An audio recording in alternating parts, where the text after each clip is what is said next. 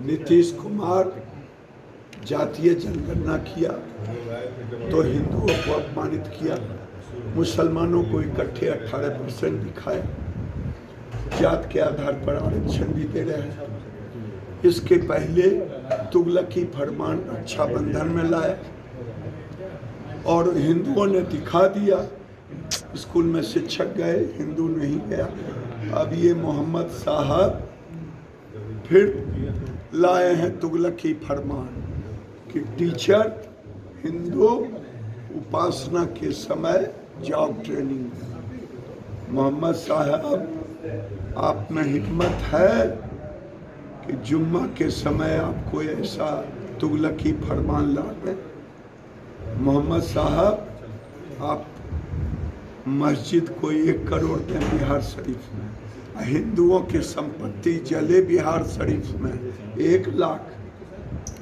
मोहम्मद साहब, आपके तुगलकी फरमान डीजे नहीं चलेगा, ये पाकिस्तान है। केंद्रीय मंत्री गिरिराज सिंह ने साफ तौर पे कहा है कि यदि मोदी सरकार के खिलाफ कोई भी नेता बोलेगा वो बर्बाद हो जाएगा। उसको लेके बिहार सरकार के भवन निर्माण मंत्री अशोक चौधरी ने साफ तौर पे कहा है कि केंद्रीय मंत्री हैं वो गिरिराज सिंह, उनकी बातों को हम नोटिस नहीं लेते, उनकी कोई बड़ी पूंजी नहीं है कि वो नीतीश कुमार पर टिप्पणी करें। साथ ही इन्होंने ये भी कहा है कि नीतीश कुमार जो बिहार के लिए कर दिए हैं वो देश की मिसाल है और देश में जातीय गणना की मांग की जा रही है। क्या कुछ कह रहे हैं अशोक चौधरी, हम आपको सुना रहे हैं। बहुत सीरियसली लेने की आवश्यकता नहीं है इन लोगों को। गिरिराज सिंह केंद्रीय मंत्री हैं, ये जरूर बात है, लेकिन बहुत उनको सीरियस लेने का ज़रूरत नहीं है, क्योंकि अपनी बहुत पूंजी तो है नहीं और नीतीश जी पर टीका टिप्पणी कर रहे हैं। जब अपनी पूंजी हो, मजबूत पूंजी हो और तब जाकर किसी पर टीका टिप्पणी करिए तो समझ में आता है। मान लीजिए कि जातीय गणना हुआ तो माननीय नेता ने तो जातीय गणना के लिए आग्रह किया भारत सरकार से कि भाई आप कराइए। भारतीय जनता पार्टी के लोग भी गए, सर्वदलीय बैठक हुई, सर्वदलीय टीम गई।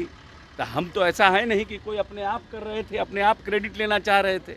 हमने तो, माननीय नेता ने तो प्रयास किया कि सब राजनीतिक दल के लोग साथ आएँ और ये एक बहुत बड़ा मुद्दा है। चाहे लंबे समय से पेरियार हों, ज्योतिबा फूले हों, कर्पूरी ठाकुर हों, ज्ञानी जैल सिंह हों, वैसे लोगों ने इसकी वकालत की और नीतीश जी बहुत लंबे समय से इसकी बात कहते आ रहे थे। तब आपने कहा कि भाई हम नहीं कर सकते हैं, तो राज्य ने किया। अब इस पर आप ये कहिएगा कि नीतीश जी ने क्या किया है, उनकी क्रेडिबिलिटी क्या है। 2007 के पहले इस प्रदेश में कितने अति पिछड़ा के लोग मुखिया होते थे? कौन जिम्मेवार है? जनसंख्या किसकी थी? दलित के लोग क्यों नहीं मुखिया होते थे जबकि पॉपुलेशन उनका था? ये सब तो प्रश्न है ना लोगों के दिमाग में कि नहीं है दिमाग में। और क्यों नीतीश कुमार के आने के बाद 2007 में ही हुआ? कौन निर्णय कराया? किसने निर्णय किया? अरे लोग पूछता ना। अब इसलिए आप क्रेडिबिलिटी पर किसी का प्रश्न उठाइएगा।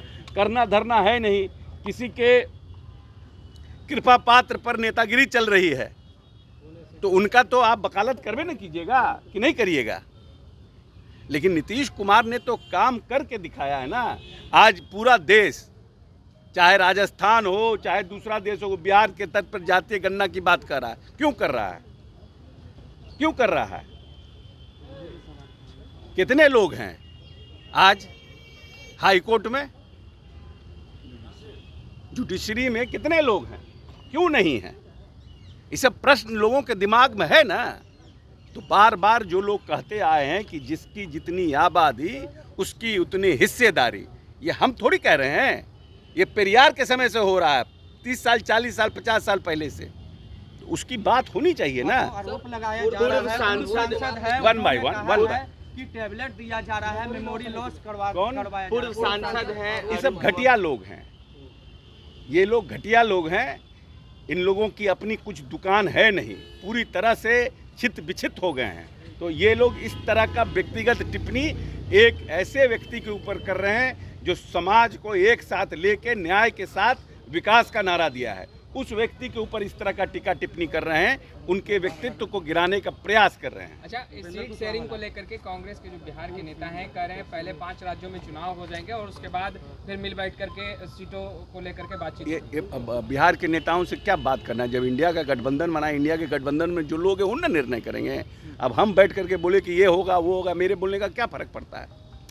कोई मैटर रखता है क्या? जब इंडिया के गठबंधन के नेता बैठेंगे तो निर्णय होगा, जो निर्णय होगा सबको उसका पालन करेंगे। उपेंद्र कुशवाहा कह रहे पूरी जदयू जो है पानी में चली गई है, यानी गैल भसिया पानी में। ठीक है, अब उनको हर कोई, जैसे किसी को गिलास का आधा पानी दिखता है भरा हुआ और किसी को आधा पानी गिलास खाली दिखता है, तो जिसको जैसा दिखता है वैसे ही उसको समझ में आता है। अपराधियों का मनोबल क्या बढ़ा हुआ है? वैशाली में एक सिपाही की जो है गोली मार दी गई, जान चली गई। नहीं, घटना हुई है और उस पर कार्रवाई होगी। देखिए, कोई घटना को ये नहीं कहा जा सकता है कि पूरी तरह से हम घटना को ख़त्म कर देंगे।